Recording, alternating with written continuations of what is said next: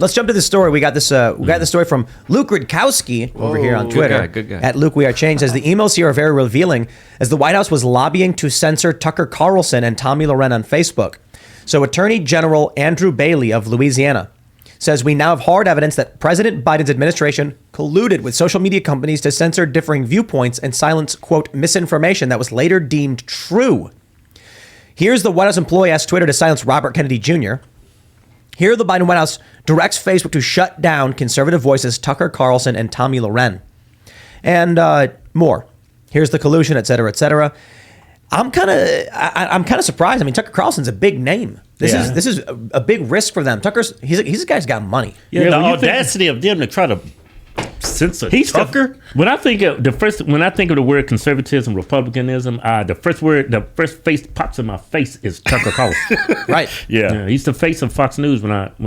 When I think of Fox News, I think of him. He's the biggest, most popular news anchor out there. And for the White House to say, no, we need to silence him. We need to ban him. Right. That's a huge ask that, of course, Facebook couldn't officially comply with. But this is the documents we're getting from the Attorney General of Louisiana that, of course, is requesting a lot of these documents. This is what they're making public. What aren't they making public? Right. And if the White House is asking for Tucker Carlson to be taken down, I mean, what does that leave us with? Right? Imagine everyone else. I think they're seeing what they could get away with. I think with these emails, they're like, let's just go as far as we can. Let's eliminate all voices. And I think Facebook here clearly said, hey, we can't go too crazy now. We'll give you almost everything you want, but we won't give you this. And I think this is a way of also negotiating as well. You always ask for the biggest prize, and then you meet halfway. Oh, we can't get Tucker Carlson. Oh, but we could get Alex Jones. Oh, we could get David Icke. Let's get those guys. Okay, fine, we got it. Yeah, this Good. is right. And they still destroyed free speech, because this is essentially trampling on the First Amendment in so many different instances, and a clear violation of the law,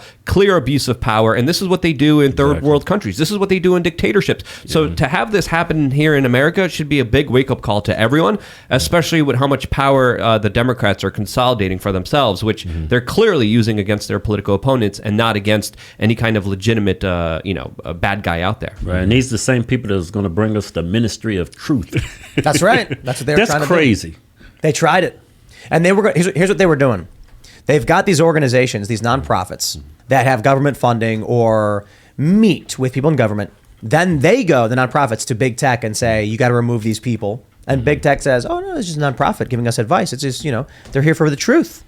It's just a way the government circumvents. Then they tried doing the actual Ministry of Truth. What were they calling it? Like, Department of Disinformation or some other nonsense? That's crazy. And you go back and read all the history books. Anybody who's doing all the censoring turn out to be the bad guys. Yeah. Tendency towards the U.S. was censoring heavily in World War II. We had an Office of Censorship. Yeah. The issue is when you're not allowed to express your opinion on things. Right. I guess back then in the United States, it was like, don't talk about where our boats are.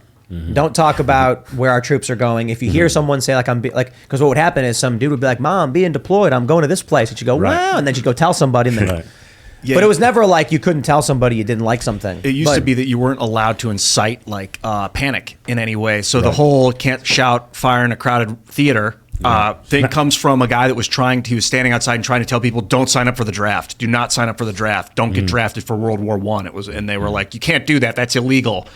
So they arrested the guy, went to the Supreme Court, and they're like, actually, you are allowed to tell people not to sign up. Because he was making people panic about signing up for the military. Right. And that's... Well, we're not in a war, but these emails are specifically related to the COVID-19 vaccine, with specifically the White House saying, hey, we don't like what Tucker Carlson is saying about our product that we're telling everyone to take, that we gave no liability for the producers of, and therefore we need to take him down since this is a threat against national health.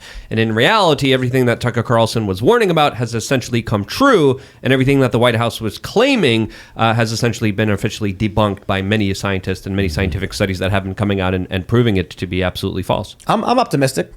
Elon Musk bought Twitter, starts dumping all the emails and evidence. We got this lawsuit from Louisiana and Missouri, and they're releasing more evidence. So it seems like the machine is struggling to keep up with this. I wonder if the White House is still emailing Twitter, though. I wonder if definitely. Hey, can you please do this just one more time, please? Just give us a hit, please. This was part of something. This was part of the Twitter files. Yep. Even after Elon took over, they were still asking the people. Now that they're fired, maybe that's not really going on. Yeah, right. But what do you guys think the email would look like? It's probably some set up on automation. Yeah, it's like input name here. Just like the Vice News articles when they were throwing, you know what, at the board to pick up their latest. Yeah, story. they have an email where it says, "Greetings, insert Facebook employee here. This is insert employee. User on your platform, insert username, is being racist and hateful. And for this, we believe they violated your rules. Please ban insert username now." Right. And then they just copy and paste How it. important is Elon Musk right now? Man, what he's did That's is, why he's traveling around with armed guards and stuff. Yeah, which is amazing because all he is trying to protect free speech, which is the most important right we have. It's the most That's important. what made America America. Free speech. Well, they had to operate in secret. The founding fathers, you know, they'd have to draft like anonymous pamphlets and hand them out so nobody knew where it was coming from because they knew how important free speech was and they were fighting through the censorship. Musk reminds me of Beaumarchais. You guys know that guy? He's the French guy. Basically, one of the founding fathers, a French guy. He should be on Mount Rushmore with the other guys, but he was like the guy that went as a French spy for the French king. He went to England and then found out, okay, the English are beating the hell out of the Americans in the Revolution. So you go back to France and he'd lie to the king, the French king, be like, yeah, the Americans are winning. Send money. So then the French got involved because of Beaumarchais' lies. He got them, and then he was sending his own personal money. He set up a fake company with this other guy in Louisiana to send weapons and armor, or weapons and like outfits and stuff. But it was without him, you know, probably would have been no American Revolution. Wow. Yeah, it reminds me of Elon because he wasn't an American citizen. Right. Fox News had another article a couple days ago that was titled, "Musk says U.S. government demanded Twitter suspend 250,000 accounts, including journalists," according to the Twitter files. So 250,000, 250,000 accounts were demanded to be suspended by the U.S. government. That's a lot of people. Sounds like that's a lot of accounts. Services. And I bet probably everyone in this room is on that list.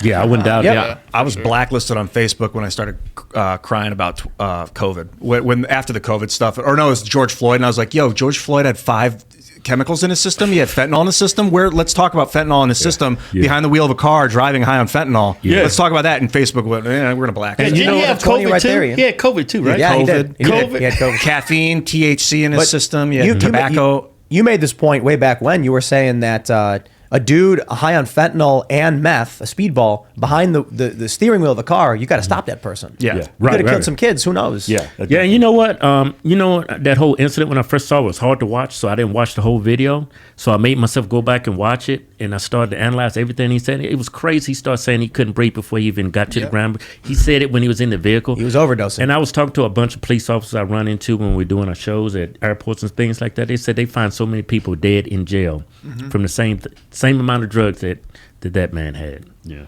So I think it's a possibility he could have died regardless of he'd rode him on his side. Well, what got that cop convicted was, I'm pretty sure, because I used to catch shoplifters, and they told us certain people, old, elderly, you cannot be on their chest. Right. You got to handle them differently. So I'm sure cops have been trained. If somebody's telling you can't breathe, you don't have them even laying on their stomach. That's what got him convicted, the lack of compassion for the guy. If you'd have rolled him over and he died anyway, he wouldn't be in jail. All he had to do was show that little amount of compassion. That's all he had to do. Yeah. He was already handcuffed. There was no reason to have him sit right there. Just have him 9 sit minutes. up and I think let he him was breathe. flexing a little. He was flexing a little. Yeah, I mean, George was flexing, or the cop? No, the cop was flexing because, at that time, cops was getting all this bad press. And I guess he was like in a mood, like, I ain't got to listen to nobody. I've been trained to do this. And he stopped thinking. Well, he got there Got late. him in trouble. Chauvin? Yeah, he did. He was the last one to get there, right? Yeah, he probably just shut him and was like, I don't know, don't care. And he knew the guy. 9.5 minutes is excessive. He did. Like he knew George from working together as a bouncer at a bar. Was that a real story? Came out. I know. I don't know if that was real. Was that real? Yeah, That's what I heard. Yeah. But look, man, there's people that I've worked with I wouldn't remember. You know what I mean? Like I worked at a company with 50 employees. You think I remember every single person? Well, he did. George Floyd was like, "Take me out of the car, please. Put me on the ground. I can't breathe. I can't breathe." Way before there was any kind of problem. Before Chauvin even got there, he said that. Yeah. And they said okay. Then Chauvin shows up. And he had fentanyl in his system. I mean, absolutely, the guy was out of his fatal mind. Should have level. been arrested for being behind the wheel of a car on fentanyl with definitely. with family. Yeah, just his body reaction, the way he was acting, it was like no grown man that's not high acts like that. He was kept a saying- big dude. He kept saying like, "I'm gonna die. I'm gonna die." He was like saying he thought he was gonna die Yeah. before Right. Yeah. anything kicked off. Yeah. That was wild. Well, anyway, Facebook censors didn't like that little That's what piece took- of honest observation. Yeah. And I don't like centralized systems because, like you said, Luke, what is it, 200,000, 250,000 accounts? Right. Yep. That's going to happen forever if we leave our social media networks in centralized systems. It's already happening on Facebook, on YouTube, on Instagram, TikTok? on WhatsApp, TikTok, all of those other We've been platforms. banned on TikTok 3 times. We came this close to getting banned on Facebook. What's your What did what's they your get you TikTok? for? What did they try to get you Hate for? speech. They called us hate. We had 1 million followers on TikTok, and it gets deleted like it was nothing. TikTok. Yeah. So you went to 0 3 different times, come back? Yeah, not try again, and I got like 300, but I'm on my last strike, so I just stopped posting. Is it what's getting you banned on TikTok? Just my same videos I post on YouTube, Facebook, same videos. We When got- I take them down, they say it's hate speech. I posted a video of a transgender female, which is a biological male, breastfeeding. No, transgender woman. yeah, transgender woman. Sorry. Thank you. Yeah, because transgender female is a That's a guy. female Yeah. who wants to be a man. So like Yeah. someone Yeah. born with the Yeah, female yeah. parts takes She had a testosterone. cock. She had a cock. There you go. There you go. So she's trying to breastfeed her baby. I got up and I come back to the video. I'm like, what the? And I say the F word. That's the whole video. She's That's the right whole there video. trying to breastfeed it, and then Kim's coming like, what the?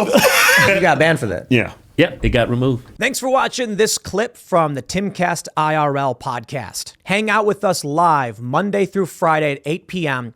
and become a member over at timcast.com for uncensored, members-only shows exclusive. Thanks for hanging out, and we'll see you all next time.